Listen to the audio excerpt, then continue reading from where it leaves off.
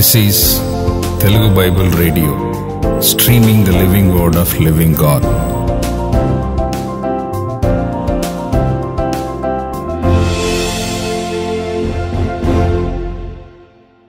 పేతురు రాసిన మొదటి పత్రిక మొదటి అధ్యాయం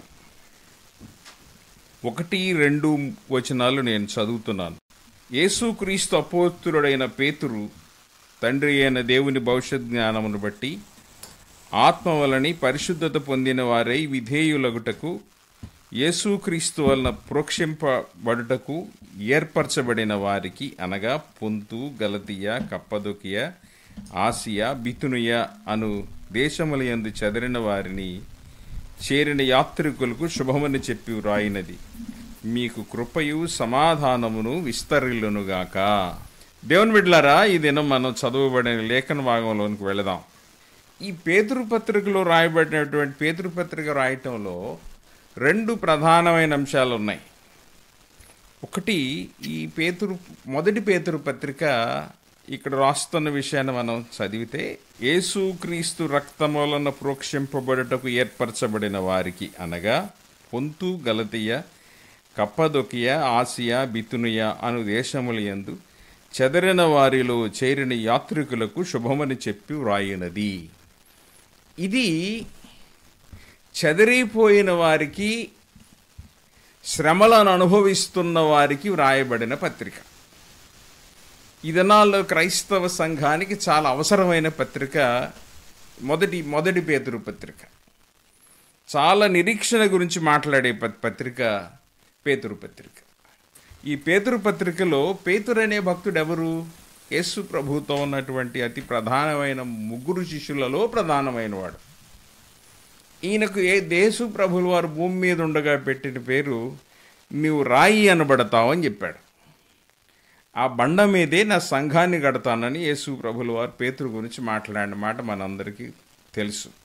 దానితో పాటు ఆయన మాట్లాడిన మాటల్లో మరొకటి చూస్తే, పేతురు గారి వెనక చాలా పెద్ద అనుభవం, చరిత్ర ఉన్న వ్యక్తి. ఈయన ఈ పత్రికలో మాట్లాడినవన్నీ అనుభవంలో నుంచి మాట్లాడే మాటలు, ఆయన యొక్క స్వీయ అనుభవంలో నుంచే మాట్లాడే మాటలు అన్న సంగతి మనం జ్ఞాపకం ఉంచుకోవాలి. ఒకసారి అపోస్తలుడైన పౌలు యెరూషలేము పట్టణానికి వెళ్ళారు. మనం అపోస్తల కార్యాల్లో గలతీ పత్రికలో చదివితే ఈ విషయం ఉంటుంది. ఆయన యెరూషలేముకి వెళ్ళినప్పుడు పేతురు, యోహాను, యాకోబు వీళ్ళ 3 యెరూషలేము సంఘంలో ఉండగా వారితో మాట్లాడి ఆయన వచ్చి చెప్పిన మాట ఏంటంటే, వీరు సంఘానికి స్తంభాల వలె ఉన్నారు అని మాట్లాడాడు. అనగా పేతురు సంఘానికి ఉన్న స్తంభాలలో ప్రధానమైన వాడు. ఇంకొక మాట చెప్పాలంటే, పేతురు గారి గురించి మాట్లాడాలంటే, పేతురు చాలా విషయాలలో ధైర్యం కలిగి నిరీక్షణ ఇచ్చేవాడు. బైబిల్లో పేతురు గురించి 210 సార్లు ఉంది. పేతురు అనే పేరు క్రొత్త నిబంధన గ్రంథంలో. అదే పౌలు భక్తుని పేరు 162 సార్లు రాశారు. మిగిలిన శిష్యుల పేర్లు 114 సార్లు ఉంటాయి. ఇంకొక విచిత్రమైన, ఆశ్చర్యకరమైన, సంతోషకరమైన విషయం ఏంటంటే, పౌలు గారు పౌలు పత్రికలన్నిటిలో విశ్వాసులు ఎలా జీవించాలి, విశ్వాసాన్ని గురించి రాయబడుతుంది. అందువల్ల ఆయనను అపోస్టల్ ఆఫ్ ఫెయిత్ అంటారు. అపోస్తలుడు, విశ్వాసం గురించి బోధించిన అపోస్తలుడు ఆయన. పేతురు భక్తుడు నిరీక్షణ గురించి బోధించిన అపోస్తలుడు. ఎక్కువైన పత్రికల్లో నిరీక్షణ గురించి, పరలోకం గురించి, రాబోతున్న ప్రభువు గురించి, శ్రమలలో క్రైస్తవుల జీవితం గురించి రాస్తాడు నిరీక్షణగా ఆధారంగా. ఇంకా యోహాను భక్తుడు ప్రేమ గురించి మాట్లాడినవాడు. ఆయన ప్రేమ ఆయన పత్రికలన్నీ యోహాను సువార్త, ప్రేమ సువార్త అంటారు. యోహాను పత్రికలు 3 ప్రేమ గురించి వ్రాయబడినాయి. ఆయన స్వంత అనుభవంలో ప్రేమ చాలా ప్రధానమైనది అన్న సంగతి మనం చూస్తాం. సో ఈ దినం మనం పేతురు భక్తుని గురించి చదువుతున్నాం కనుక, పేతురు యొక్క జీవితంలో రక్షణ అనుభవంలో వస్తున్న నిరీక్షణ గురించి మాట్లాడుతున్నాడు. రక్షించబడిన విశ్వాసులకు వారి జీవితంలో ఎదురవుతున్న నిరీక్షణ గురించి మాట్లాడుతూ ఈయన ఏమంటాడంటే, క్రైస్తవుని యొక్క జీవితంలో రక్షణ చాలా ప్రధానమైనది అనే విషయాన్ని ఈ మొదటి రెండు వచనాల్లో మాట్లాడుతున్నాడు. రక్షించబడిన విశ్వాసులకు, చెదిరిపోయిన వారికి, యాత్రికుల వలె జీవిస్తున్న వారికి వ్రాయబడిన పత్రిక. ఈ విషయంలో వారికి కొన్ని చాలా ముఖ్యమైన విషయాలు ఈ పత్రికలో మాట్లాడుతూ వచ్చారు. అందులో అతి ప్రధానమైన ముఖ్యమైన విషయాలు ఏమిటంటే, ఆయన యేసు ప్రభువును ఇంకొక మాటలో చెప్పాలంటే రక్షకుడు అని అన్నారు. ఎప్పుడు? లోకరక్షకుడు మీ కొరకు పుట్టి ఉన్నాడు అని లూకాసు వార్తలు 2వ అధ్యాయంలో దేవదూత ప్రకటించింది. అక్కడ రక్షకుడు జన్మించాడు అన్న సంగతి అక్కడ రాయబడి ఉంటే, ఆ రక్షకుని గురించే లోక పాపమును మోసుకొని పోవు దేవుని గొర్రెపిల్ల అని కూడా పేతురు యోహాను భక్తురాని గురించి మాట్లాడాడు. సో యేసు ప్రభు యొక్క రాక భూలోకానికి ఇదేదో అనుకోకుండా యాక్సిడెంట్గా జరిగిన విషయం కాదు, అసందర్భంగా జరిగిన విషయం అంతకంటే కాదు. దేవుని యొక్క అనాది ప్రణాళికలో ఆలోచించబడి నిర్ణయించబడిన విషయం. అందువల్లనే యేసు దేవుని యొక్క ప్రణాళికలో 1 పేతురు పత్రిక 1వ అధ్యాయం 20వ వచనంలో ఒక మాట ఉంటుంది. ఏమని రాయబడింది? ఆయన జగత్పునాది వేయబడక మునుపే నియమింపబడిన గాని తన్ను మృతుల్లో నుండి లేపి తనకు మహిమనిచ్చిన దేవుని ఎడల తన ద్వారా విశ్వాసులైన మీ నిమిత్తము కడవరి కాలమందు ఆయన ప్రత్యక్ష పరచబడెను. జగత్తు పునాది వేయబడక మునుపే నియమింపబడెను. యేసుక్రీస్తు గురించి మాట్లాడుతున్నాడు పైన. యేసుక్రీస్తు యొక్క రాక, ఆయన జీవితం, శిలువ మరణం దేవుడు జగత్తుకు పునాది వేయటానికి ముందే నిర్ణయించారు అని లేఖనంలో రాయబడింది. కనుక యేసు ప్రభు యొక్క రాక ఇదేదో మాటకారితనంగానో లేక ఆశ్చర్యకరంగానో యాక్సిడెంటల్గా అనుకోకుండా జరిగిన విషయం కాదు అన్న సంగతి మన జ్ఞాపకం చేసుకోవాలి. ఎందుకు ఈ విషయం? రక్షణకు సంబంధించిన మూలాధారమైన విషయాలు ఈ పత్రికలో మాట్లాడుతూ, రక్షణకు సంబంధించిన మూలాధారమైన విషయాలు, మూల విషయాలు మాట్లాడుతూ వారికి యేసు ప్రభు యొక్క ఉద్దేశం గురించి మాట్లాడుతున్నాడు. ఏమన్నాడంటే, పరిశుద్ధత పొందిన వారై విధేయులగుటకు యేసుక్రీస్తు రక్తములన పురోక్షింపబడుటకు ఏర్పరచబడిన వారికి. ఇందులో రక్షణ గురించి మాట్లాడుతున్నాడు, రక్షణకు మూలాధారమైన విధేయత గురించి మాట్లాడుతున్నాడు, పరిశుద్ధత గురించి మాట్లాడుతున్నాడు. వీటన్నిటికంటే ముందు తండ్రి అయిన దేవుని భవిష్యత్ జ్ఞానమును బట్టి 4 ప్రధానమైన విషయాలు ఈ లేఖనంలో రాయబడినాయి. ఈ 4 ప్రధానమైన విషయాలలో మొదటిది తండ్రి అయిన దేవుని పరిపూర్ణ జ్ఞానం గురించి మనం మాట్లాడుతున్నాం. దేవుడు వారిని ముందుగానే నిర్ణయించాడు. పేతురు దేవుడు ఎందుకున్నాడు? పేపుర్ని ఆయన నువ్వు బండ, నువ్వు రాయి అని దేవుడు ఎప్పుడైతే చెప్పాడో, ఈ పేతురు భక్తుడు తన జీవితంలో దేవునికి వ్యతిరేకంగా అబద్ధం ఆడాడు. 3 సార్లు అబద్ధం ఆడినా కానీ దేవుని యొక్క కృపలో పేతురుని రక్షించి తిరిగి లేవనెత్తి ప్రభువు కొరకు పేతురు పనిచేయడానికి దేవుడు తనకు అవకాశం ఇచ్చి తన కొరకు వాడుకున్నట్లు మనం చూస్తాం. ఇక్కడ రాయబడినటువంటి ఊర్ల పేర్లు జ్ఞాపకం చేసుకుంటే ఇవన్నీ రోమా సామ్రాజ్యంలో ఉన్నటువంటి ప్రావిన్సెస్ అంటారు. వీటిలో మనకి అపోస్తుల కార్యముల గ్రంథం 2వ అధ్యాయంలో చూస్తే, మేడగదిలో వారు పరిశుద్ధాత్మ చేత నింపబడి భాషలు మాట్లాడినప్పుడు ఉన్నవారి లిస్టులో పొంతువారు ఉన్నారు, ఆసియా వారు ఉన్నారు. వీరు యెరూషలేము పట్టణంలో రక్షించబడి తిరిగి చెదిరిపోయి వారి వారి ప్రాంతాలకు వెళ్ళినప్పుడు, ఆ దినాల్లో పెచ్చరిల్లిన శ్రమ వల్ల వారి ఇబ్బందులు పడుతున్నప్పుడు వారి కొరకు రాయబడిన పత్రిక. సంఘం మీద దాడి జరుగుతున్నప్పుడు, సంఘాన్ని శ్రమల పాలు చేస్తున్నప్పుడు, క్రైస్తవులను ఇళ్లల్లో నుంచి బయటకు ఈడ్చి చంపుతున్నప్పుడు రాయబడిన పత్రిక. అక్కడున్న వారందరిని ఇబ్బంది పెడుతున్నప్పుడు రాయబడిన పత్రిక అని లేఖనంలో మనం చూస్తాం. మరొకటి, ఇక్కడ గలతీయ వారి పేరు రాయబడింది. అది అపోస్తుల కార్యాల గ్రంథం 16వ అధ్యాయంలో పేతురు భక్తుడు గలతీయ సంఘాన్ని ప్రారంభిస్తారు. ఆ తర్వాత వాయబడిన సంఘం బెతునియా, ఇప్పుడు స్కాట్లాండ్ దేశం అది. ఈ బెతీనియా పట్టణం గురించి అక్కడ పౌలు ఆయనతో ఉన్నటువంటి బృందం కలిసి పరిచర్య చేసిన సంఘాలు ఇవి. ఈ సంఘాలన్నిటిలో జరిగిన అనుభవాన్ని గురించి మాట్లాడుతూ ఈయన ఇక్కడ ముంచుకొస్తూ ఆ తర్వాత వీరందరి గురించి మాట్లాడుతూ ఆయన వచ్చింది ఏంటంటే, విధేయులగుటకు ఏర్పరచబడిన వారికి అన్నాడు. ప్రోక్షించబడుటకు నువ్వు ఏర్పరచబడిన వారికి. ఇక్కడ కొన్ని విషయాలు మనం జ్ఞాపకంలోకి పట్టుకొచ్చుకోవాలి. దేవుని యొక్క స్వాస్థ్యం గురించి మాట్లాడాడు, దేవుని యొక్క భవిష్యత్ జ్ఞానం గురించి మాట్లాడాడు, పరిశుద్ధత గురించి మాట్లాడాడు, దేవునికి విధేయత గురించి మాట్లాడాడు, యేసుక్రీస్తు రక్తం వలన కలిగిన రక్షణ గురించి మాట్లాడాడు. దానికంటే ప్రత్యేకంగా ఏర్పరచబడిన వారి గురించి మాట్లాడుతున్నాడు. ఏర్పరచబడిన వారికి అంటానికి దీనికి కారణం ఎందుకు ఈ పదాలన్నీ వీరి కొరకు వాడాడంటే, అయినా ఇశ్రాయేలీల కాంటెక్స్ట్లో మాట్లాడుతున్నాడు. సందర్భాన్ని జ్ఞాపకం చేసుకోవాల్సింది. ఈయన ఇశ్రాయేలీల కాంటెక్స్ట్లో మాట్లాడుతున్నాడు. ఇశ్రాయేల్ కాంటెక్స్ట్లో ఏమంటాడంటే, 1వ అధ్యాయం 18వ వచనంలో ఒక మాట వాడతాడు. పితృపారంపర్యమైన మీ వ్యర్థ ప్రవర్తన విడిచిపెట్టుటకున్నట్లును వెండి బంగారముల వంటి క్షయ వస్తువుల చేత మీరు విమోచింపబడలేదు. మీరు రక్షించబడటానికి అతి ప్రధానమైన కారణం ఏమిటి అన్న సంగతి మాట్లాడుతూ, ఈ మీ పూర్వం మీరు ఆరాధిస్తున్న దేవుళ్ళు దేవతలు అనబడే వారి వల్ల మీరు రక్షింపబడలేదు, మీరు విమోచింపబడలేదు. అవన్నీ మీకు కరప్టబుల్ థింగ్స్ అనే పదం వాడతాడు. సో ఒకప్పుడు మీరు దేవునికి ప్రజలైన వారు కాదు, ఇప్పుడు దేవునికి ప్రజలై ఉన్నారు. ఒకప్పుడు మీరు దేవుని కృపను పొందినవారు కాదు, ఇప్పుడు దేవుని కృపను పొందినవారై ఉన్నారు.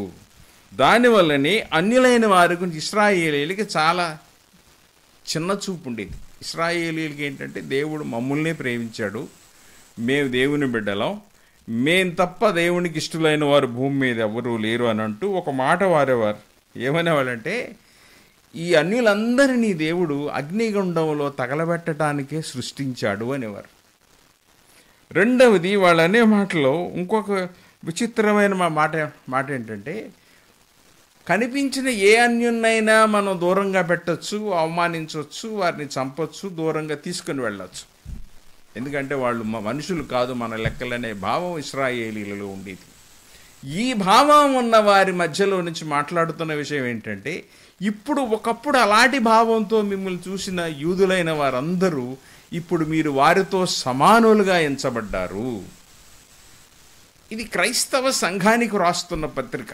సంఘంగా ఉన్న మనం దేవునికి ఇష్టలైన వారం అవ్వటానికి కారణం యేసు ప్రభువులో పొందిన మనకి రక్షణ ఒక్కటే మూలాధారం.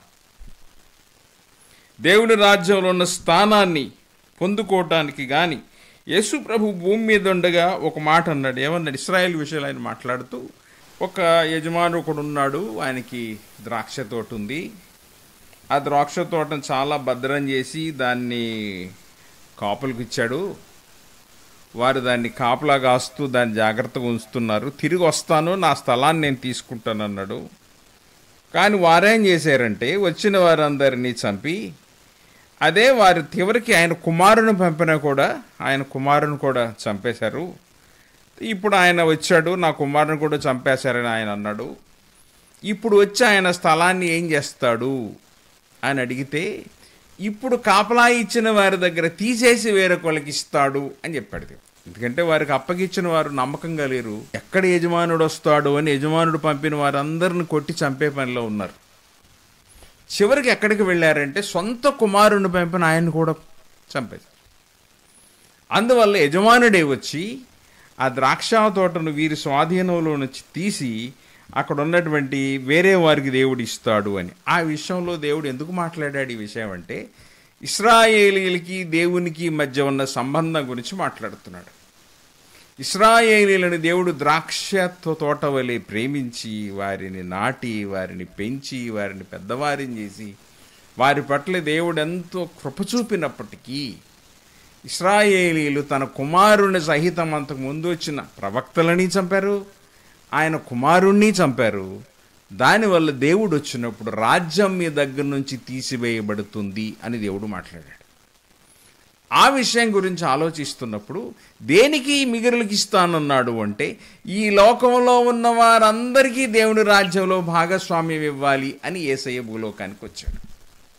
యేసయ్య భూలోకానికి రావటంలో ముఖ్య ఉద్దేశం ఏమిటంటే, దేవుని యొక్క సంఘం యొక్క ముఖ్య ఉద్దేశం ఏమిటి అంటే, ఇప్పుడు యేసయ్య వచ్చినందు వాళ్ళందరికీ రక్షణ వచ్చింది. ఆ రక్షించబడిన వారందరూ సంఘంగా ఏర్పడ్డారు. ఈ సంఘం దేవుని నివాస స్థలమై దేవుని రాజ్యానికి దేవుని ఇన్ను వలె వారసత్వం పుట్టిన సంఘంగా ఉంది. దానివల్ల దేవుని సంఘాన్ని దేవుడు ఎంతో ప్రేమిస్తున్నాడు. సంఘం కొరకే యేసయ్య ప్రాణం పెట్టారు. ఈ సంఘం ఒకటిగా ఉండాలనే తన శరీరంతో పోల్చారు. ఈ సంఘం దేవుని దృష్టిలో చాలా విలువైనది, ప్రశస్తమైనది. ఆయన ప్రాణం ఇచ్చి సమకూర్చిన సంఘం అన్న సంగతి దేవుని లేఖనం మనకు మరొకసారి జ్ఞాపకం చేస్తూ ఉంది. క్రైస్తవులు కానీ సంఘం కానీ చెదరిపోయిన వారందరి గురించి మాట్లాడుతున్న మాట, మీరు చెదరిపోయినా ఎక్కడున్నా మీరంతా దేవుని సంఘంలో భాగం, చాలా విలువైన వారు. మీరు ప్రత్యేకించబడిన వారు, ఎన్నుకోబడ్డవారు. ఎట్లా ఎన్నుకోబడ్డారు? ఎన్నుకోబడటం అనే పదం ఇశ్రాయేలీయుల దగ్గర నుంచి వచ్చింది. ఇశ్రాయేలుని దేవుడు ఎన్నుకున్నాడు. ఎందుకంటే వారు నిత్యత్వం కొరకు ఏర్పరచబడ్డవారు. పరలోక రాజ్యంలో దేవుని సొంత జనులుగా భూలోకంలో ఎన్నుకోబడ్డవారు. అబ్రహాము గర్భం నుంచి తీయబడి ప్రత్యేకించబడినవారు. అందుకే యాకోబు పత్రికలో మాట్లాడుతుంటాడు. యాకోబు పత్రికకు రాస్తూ యాకోబు ఇదే పదం వాడతాడు, చెదిరిపోయిన వారికి అంట. ఏర్పరచబడిన వారు అంటే దీనికి ఎన్నుకోబడ్డవారు అని. ఎన్నుకోబడ్డవారు, ప్రత్యేకించబడి ఎన్నుకోబడ్డవారు. ఈ ఎన్నుకోవటంలో దేవుని యొక్క భవిష్యత్ జ్ఞానమును బట్టి ఎన్నుకోబడ్డవారు. దేవుడు ముందుగానే ఎవరెవరిని తన రాజ్యానికి పిలవాలో నిర్ణయించి మరీ వారి కొరకు దేవుడు తన రాజ్య వ్యాప్తిని కొనసాగిస్తున్నారు. ఆయన దేవుని రాజ్య వ్యాప్తిని కొనసాగిస్తున్నప్పుడు ఈ యొక్క భూమి మీద దేవుని రాజ్యం కొరకు ప్రత్యేకించబడిన వారిని దేవుడు తన కొరకు పిలిచినప్పుడు వారిని ముందుగానే నిర్ణయించాడు. ఈ రక్షణ సంకల్పంలో జరిగిన ప్రాసెస్ ఒకసారి ఆలోచిస్తే పద్ధతి ఎలా జరుగుతుంది? దేవుడు ముందుగానే నిర్ణయించారు. ఆ నిర్ణయించిన వారు ప్రభువుతో సంబంధం పెట్టుకోవడానికి వచ్చినప్పుడు పరిశుద్ధాత్ముడు వారి ఆత్మల మీద ముద్రిస్తాడు. పరిశుద్ధాత్ముడు వారి హృదయాలను ముద్రించిన తరువాత జరిగే విషయం దేవుని లేఖనంలో మనం చూస్తే, రక్షించబడిన వారికి వారికి యేసుక్రీస్తు రక్తములో కడుగబడిన తర్వాత వారు పరిశుద్ధులుగా దేవుని సంఘంలో సభ్యులుగా గుర్తించబడతారన్న సంగతి మనం జ్ఞాపకం చేసుకుంటాం. సో ఈ లోకంలో వీరికి దేవుడు పెట్టిన పేరు ఏంటంటే యాత్రికులు అని పెట్టాడు పేరు.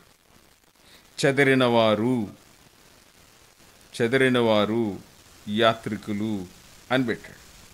యాత్రికులకు శుభమని చెప్పి వ్రాయినది. సంఘంలో ఉన్నవారు యాత్రికులు ఎందుకు అయ్యారు? అబ్రహాము తన జీవితకాలం అంతా యాత్రికుడుగానే ఉన్నాడు. ఆయన యాత్ర చేసిన దినములు అని బైబిల్లో చదువుతూ ఉంటాం. ఇశ్రాయేలుకు ఒక పేరు ఉండేది, డయాస్పొరా అనేవాళ్ళు వాళ్ళని, అనగా యాత్రికులు, చెదరిన వారు, పరదేశులు అనే పేరు ఉండేది. పరదేశులు అంటే ఎవరు అంటే వేరే దేశంలో ఉంటూ సొంత దేశం గురించి మాట్లాడేవారు. నేను ఎక్కడ ఎంతకాలం ఉన్నా వేరే దేశానికి ఇది నా దేశం కాదు కదనే భావంతో ఉండేవారు. కానీ సంఘంలో ఉన్న విశ్వాసులకు దేవుడు మాట్లాడుతున్న విషయం, ఇశ్రాయేలీలు పరదేశులుగా ఉన్నప్పుడు, ఒకసారి ఇశ్రాయేల్ వైపు వెళ్దాం. వారు ఐగుప్తు దేశంలో ఉన్నప్పుడు వాగ్దాన దేశం అనే పదం ఒకటి ఉండేది. అది దేవుడు అబ్రహాముకు వాగ్దానం ఇచ్చిన దేశం. నీ తరానికి, నీ వెనక వచ్చే తరాలకు నేను ఈ స్వాస్థ్యంగా ఇస్తాను అని. దేవుడు ఇచ్చిన, వారికి అనుగ్రహించిన స్వాస్థ్యం గురించి వారు మాట్లాడుతూ, ఇది దేవుడు వారికి ఇచ్చిన స్వాస్థ్యంగా దేవుని లేఖనంలో మనం చదువుతూ ఉంటాం. అందువల్ల ఇది మనకు శాశ్వతమైన నివాసం కాదు. అలాగే సంఘానికి కూడా ఈ భూలోకం శాశ్వతమైన నివాసం కాదు. సంఘానికి ఈ భూలోకం తాత్కాలికమైన నివాస స్థలమే. ఎప్పటికైనా ఈ విశ్వాసి కానీ సంఘం కానీ ఈ లోకాన్ని విడిచి దేవుని రాజ్యానికి వెళ్ళవలసిన వారే. అందుకనే దేవుని రాజ్యానికి వెళ్ళే విశ్వాసులు వారి జీవితంలో వారు ఎప్పుడు పరలోక రాజ్యపు జీవన విధానం గురించి ఆలోచించే అలవాటు నేర్చుకోవాలి. మనం ఈ లోకంలో ఎంత యేసు ప్రభు భూలోకంలో ఉండగా ఒక ఉదాహరణ చెప్పారట. అది బైబిల్ నుంచి కాదు, కానీ బయట ఏమన్నారంటే, ఈ లోకం ఒక వంతెన లాంటిది అని చెప్పారంట. ఒక పెద్ద ఆయన మాట్లాడుతూ, ఈ లోకం ఒక వంతెన లాంటిది, ఈ వంతెన మీద ప్రయాణం చేసేవాడు ఎవడైనా తన శాశ్వతంగా నివాసాన్ని కట్టుకోడు. వంతెన మీద దాటే వరకు వంతెన అవతల గురించి ఆలోచిస్తూ ఉంటాడు, వదిలిపెట్టిన దాని గురించి ఆలోచించడం. వంతెన అవతల ఏం జరగబోతుందో ఆలోచించే పనిలో ఉంటాడు. దానివల్ల ఈ లేఖను మనం చదువుతున్నప్పుడు గమనించవలసిన విషయం, మనం సంఘంగా ప్రభువుని ఎరిగిన వారంగా మన జీవితాలు, మన పనులు మనం కొనసాగిస్తున్నప్పుడు, ఇది మనం ఈ లోకం మనకు శాశ్వతమైనది కాదు. చాలా పాటలు పాడతాం, ఈ లోకం మనది కాదు, శాశ్వతం అసలే కాదని. జ్ఞాపకార్థ పోటు వచ్చినా, సమాధి కార్యక్రమం వచ్చినా చాలా చక్కగా ఈ పాటలన్నీ పాడతాం. కానీ మనం ఈ విషయాన్ని జ్ఞాపకం ఉంచుకోవాల్సిన విషయం ఏంటంటే, అనుదిన జీవితంలో గుర్తుంచుకోవాలి, నేను ఏం చేసినా కానీ పరలోక రాజ్యానికి జ్ఞాపకం ఉంచుకునే పని చేయాలి. నేను పరలోకానికి వెళ్తే wear do I get all these things, ఇవన్నీ నాకు ఎలా వస్తాయి?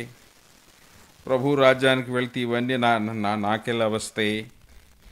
దానివల్ల పేతురు భక్తుడు వీరిని ఎన్నుకోబడ్డవారు అని పిలిచాడు. కారణం, పరలోక రాజ్యం కొరకు ఎన్నుకోబడ్డవారు, యేసు ప్రభు రక్తం చేత కడుగబడి పరిశుద్ధపరచబడటానికి ఎన్నుకోబడ్డవారు, యాత్రికులుగా ఉన్నప్పటికీ పరలోక రాజ్య వాసులుగానే గుర్తించబడ్డవారు. ఇంకో సంగతి జ్ఞాపకం ఉంచుకోవాలా, యాత్రికులుగా గుర్తించబడ్డవారు పరలోక వాసులు అంటే, దేవునికి బిల్డింగులు కట్టుకుని శాశ్వతంగా నివాసం చేసేవారు నా జనం అని ఆయన అనలేదు. ఆయన నీకున్నటువంటి ఆర్థిక లావాదేవీలను బట్టి ఆయన రాజ్యానికి వారసత్వం ఇస్తానని దేవుడు మాట్లాడలేదు. నీ స్థితిగతులను బట్టి పరలోక రాజ్యపు పౌరసత్వం ఇస్తానని దేవుడు మాట్లాడలేదు. దేవుడు భూలోకములో మాట్లాడిన పౌరసత్వం ఎక్కడున్నది అంటే, ఆయన రక్తంలో కడుగబడిన వారికి మాత్రమే పరలోకంలో పౌరసత్వం ఉన్నది అన్న సంగతి మనం జ్ఞాపకం చేసుకోవాలి. ఈ రక్షణ సంకల్పంలో ఈ మొదటి 2 వచనాలలో త్రిత్వమైన దేవుని యొక్క భాగస్వామ్యం గురించి మాట్లాడుతున్నాడు. త్రిత్వమైన దేవుని భాగస్వామ్యం మనకు ఎలా అర్థం అవుతుందంటే, ఈ వాక్యం చదువుతుంటే, తండ్రి అయిన దేవుడు భవిష్యత్ జ్ఞానంలోనే మనుషులను నిర్ణయించాడు తన రాజ్యం కొరకు. నిర్ణయించబడిన వారందరూ, దేవుడు ఇశ్రాయేలుతో మాట్లాడుతూ ఆయన చెప్పిన మాట మనం చదవాలి. అక్కడ ద్వితీయోపదేశకాండం 4వ అధ్యాయం 37వ వచనం. ఆయన నీ పితరులను ప్రేమించను గనుక వారి తరువాత వారి సంతానమును దేవుడు ఏర్పరచుకున్నాడు. ఈ లేఖనం చదువుతుంటే దేవుడు ఇశ్రాయేలులను ఏర్పాటు చేసుకున్నాడు. ఇప్పుడు అబ్రహాముతో వాగ్దానం చేసిన నాటి నుంచి యేసు ప్రభు శిలువ మరణములో ద్వారా సంఘాన్ని ఏర్పాటు చేసుకున్నాడు. ఈ దినాల్లో నీవు కానీ నేను కానీ ఇక్కడ ఉన్నవారు ఎవరైనా నేను దేవుని రాజ్యానికి వారసున్నంటే అది యేసుక్రీస్తు ద్వారా మనం పొందిందే కానీ ఇందులో మన ఘనత ఏమీ లేదు. యేసుక్రీస్తు ద్వారా పొందినటువంటి దానిని వారు యాకోబు పిల్లలుగా గుర్తించబడి, అబ్రహాము పిల్లలుగా గుర్తించబడి వాగ్దాన దేశానికి వారసత్వాన్ని పొందితే, మనం యేసు ప్రభువు బిడ్డలుగా గుర్తించబడి వారసత్వాన్ని పొందాం. కానీ ఇశ్రాయేలీల జీవన విధానానికి దేవుని సంఘానికి పోలికలు మాత్రమే ఉన్నాయి. అందువల్ల ఈ సంఘంలో ఆయన యూదులకు సువార్థికుడైన కారణంగా ఈయన ఆ విషయాన్ని అందరికి అర్థమయ్యే భాషలో రాస్తున్నాడు. రెండవది మాట్లాడుతాడు పరిశుద్ధపరచబడే అనుభవం. ఇది మొదట దేవుని చేత ఏర్పరచబడిన అనుభవం, రెండవది పరిశుద్ధపరచబడిన అనుభవం. పరిశుద్ధపరచబడిన ఒక వ్యక్తి తన యొక్క హృదయాన్ని ప్రభువుకి ఇచ్చిన తర్వాత, ఎఫెసీయులకు రాసిన పత్రిక 1వ అధ్యాయం 13వ వచనంలో మనం చూస్తాం, వాగ్దానము చేయబడిన ఆత్మచేతము తండ్రి అయిన దేవుడు మనల్ని ఎన్నుకుంటే పరిశుద్ధాత్మ దేవుడు మనల్ని ముద్రిస్తాడు. పరిశుద్ధాత్మ చేత ముద్రించబడ్డాం. పరిశుద్ధాత్మ చేత ప్రత్యేకమైన దేవుని పనికి పిలువబడ్డాం. ప్రత్యేకమైన దేవుని పనికి పిలువబడిన కారణంగా పరిశుద్ధాత్ముడు మనలోనే ఉన్నాడు. దానికి ఎఫెసీయులకు రాసిన పత్రిక 4:30 మాట్లాడుతూ, దేవుని పరిశుద్ధాత్మను దుఃఖపరచకుడి, విమోచన దినం వరకు ఆయన యందు మీరు ముద్రించబడి ఉన్నారు. ఎప్పుడు విమోచన దినం? ప్రభు రెండవ రాకడ వచ్చి మనకి ఈ లోకం నుంచి మధ్యాకాశంలో 7 ఏళ్ల విందు జరిగి ప్రభువును దర్శించేటంత వరకు ఈ లోకంలో నుంచే మనకు విమోచన దొరికింది. నరకం నుంచి విమోచన దొరికింది. దానివల్ల పరిశుద్ధాత్ముని పని మనం చూస్తే, యేసు తండ్రి అయిన దేవుడు జగత్పునాది వేయబడక మునిపే రక్షించబడాలని నీ గురించి దేవుడు నిర్ణయిస్తే, పరిశుద్ధాత్ముడైన దేవుడు దేవుని యొక్క నిర్ణయ ప్రకారం నీవు ఎప్పుడైతే నీ హృదయాన్ని దేవునికి ఇవ్వటానికి ఇష్టపడ్డావో, నీ చేత పాపములు ఒప్పింపజేసి నిన్ను ఈ లోకంలో రక్షణకు సిద్ధం చేసి ఆయన నీ హృదయం మీద ముద్ర వేసినట్లు దేవుని లేఖనం మనతో మాట్లాడుతుంది. ఈ యొక్క పనిలో 3వ అనుభవం నీ బాధ్యత కనబడుతుంది. 3వది, ఎప్పుడైతే పరిశుద్ధాత్మ చేత నీవు పాపం ఒప్పుకోవటం ప్రారంభించావో, దేవునికి లోబడి విధేయులం అవ్వటం నేర్చుకోవాలి. దేవునికి విధేయులం అవ్వటం నేర్చుకోవాలి. నీ విధేయత చూపిన అనుభవాన్ని బట్టి యేసుక్రీస్తు యొక్క రక్తం చేత ప్రోక్షించబడే అనుభవం నీకు వస్తుంది. రక్షించబడే వ్యక్తికి 4 అనుభవాలు: ఏర్పరచబడి, పరిశుద్ధాత్మ చేత ముద్రించబడి, దేవుని వాక్యానికి విధేయత చూపి, యేసుక్రీస్తు రక్తము చేత ప్రోక్షించబడిన వారికి ఈ పత్రిక రాయబడింది. ఇప్పుడు సంఘానికి రక్షించబడిన వారికి ఉన్న 4 అనుభవాల గురించి మాట్లాడుకున్నాం. మొదటిది, ఇక్కడ దేవుని రేడిగి రక్షించబడిన వారందరూ జగత్పునాది వేయబడక మునుపే దేవునిలో గుర్తించబడ్డవారు, ఆయన చేత నిర్ణయించబడ్డవారు. అందరూ రక్షించబడాలని దేవుని యొక్క చిత్తం. వారు ఎప్పుడైతే పాపం ఒప్పుకోవటం ప్రారంభించారో అప్పుడు పరిశుద్ధాత్మను పని ప్రారంభమవుతుంది. ఆయన సత్యస్వరూపి మీ మధ్యకు వచ్చినప్పుడు పాపమును గూర్చియు, నీతిని గూర్చియు, తీర్పును గూర్చి ఒప్పింపజేయను అని యేసు ప్రభు భూలోకంలో ఉండగా యోహాను సువార్తలో మాట్లాడిన విషయం మనం జ్ఞాపకం చేసుకుంటాం. దానివల్ల యోహాను సువార్తలో రాయబడిన విషయ ప్రకారం పరిశుద్ధాత్ముడు మన హృదయాలలో పనిచేసి మన హృదయం మీద పరిశుద్ధాత్మను ముద్ర వేస్తాడు. అంటే ఈ సంచకరువు అన్నారే, గ్యారంటీ. ఈ పరలోక రాజ్యానికి వారసత్వాన్ని ఆయన మనకిస్తున్నాడు. You are citizen of heaven. పాపం ఒప్పుకున్నాడు, రెడీ, రిజిస్ట్రేషన్కి రెడీగా ఉన్నాడు అని ముద్రించబడిన తర్వాత ఇప్పుడు వాక్యానికి దేవునికి విధేయులం అవటం నేర్చుకోవాలి. ఎప్పుడైతే మనం విధేయత చూపామో, ఒక్కొక్క ఉదాహరణ చెప్తా నేను. సీనాయి కొండ మీద నుంచి మోషే దిగి వచ్చిన తర్వాత నిర్గమాకాండంలో ఆయన ఏం చేస్తాడంటే, దేవుని యొక్క 10 ఆజ్ఞలు ఇశ్రాయేలీయులకు చదివి వినిపిస్తాడు. ఎక్కడది? నిర్గమాకాండం 24వ అధ్యాయం. ఈ వాక్యంలో మోషే కొండ మీద నుంచి దిగి వచ్చిన తర్వాత 10 ఆజ్ఞలను చదివి వినిపిస్తున్నప్పుడు వారు ఏమంటారంటే, యెహోవా చెప్పినవన్నీ చేయుచు విధేయులమై ఉందుమని చెప్పిరి. పరిశుద్ధాత్మ చేత ఎప్పుడైతే ధర్మశాస్త్ర గ్రంథం వారికి వివరించబడిందో, మేము ధర్మశాస్త్ర గ్రంథానికి విధేయులం అవుతామని చెప్పారు. ఈ విధేయులమని చెప్పిన తరువాత జరిగిన పని ఏంటంటే, 12 గోత్రాలకి 12 బలిపీఠాలు కట్టి బలి పశువులను వధించి వాటి రక్తములో సగభాగం సగభాగం దేవుని యొక్క మందిరంలోను,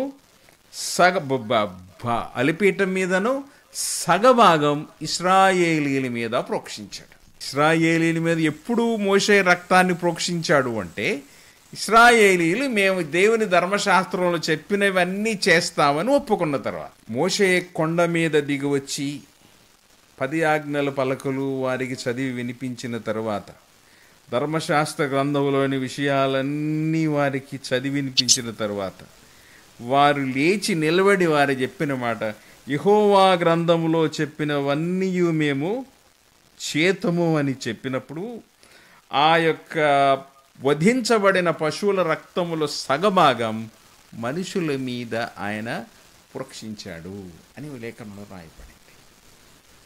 ఈ రక్త ప్రోక్షణం అనే ఆలోచన ఆది దినాలలో నుంచి వచ్చింది. అదే వచనాన్ని, అదే సందర్భాన్ని సంఘం గురించి, విశ్వాస గురించి రాస్తున్నాడు.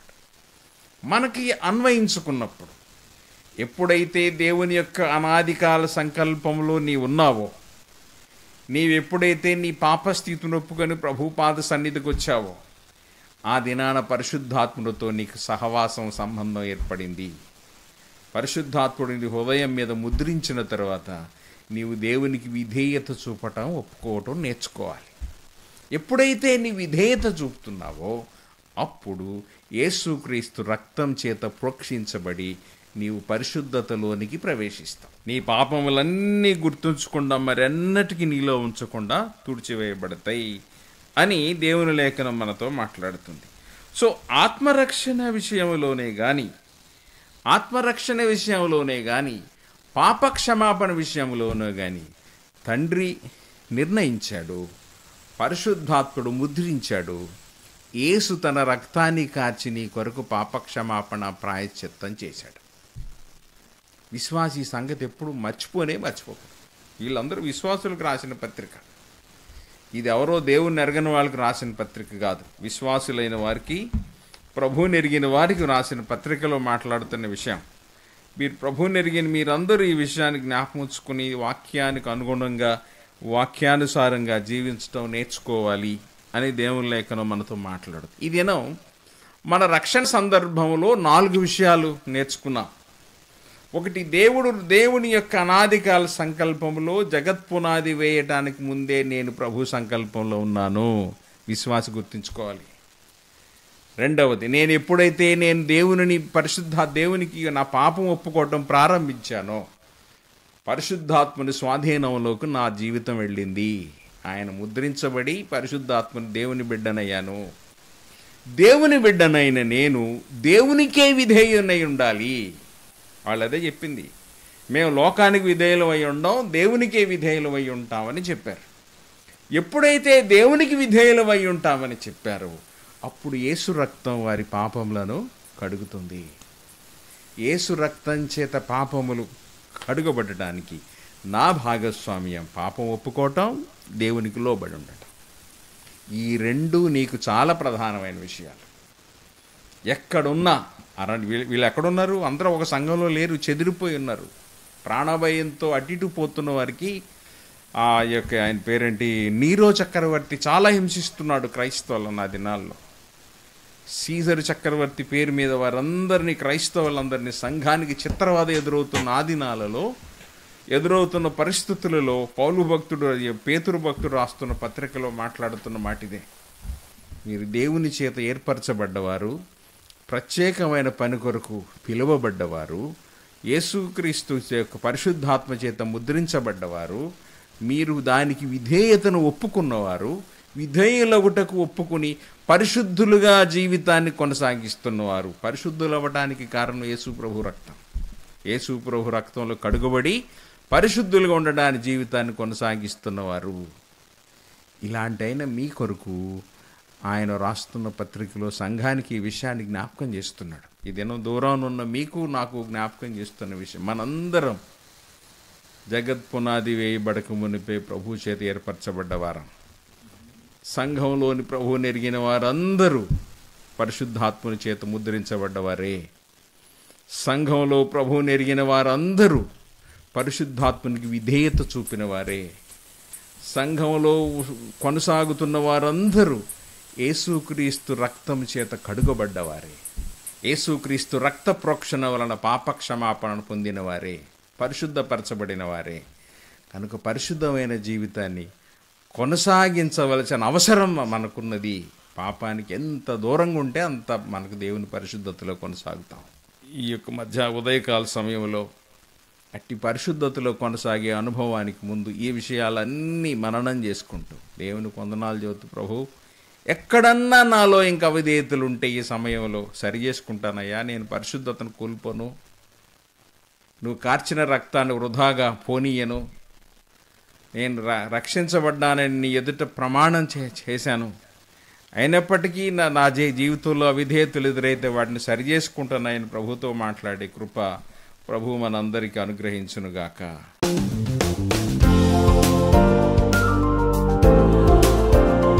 This is Telugu Bible Radio, streaming the living word of living God.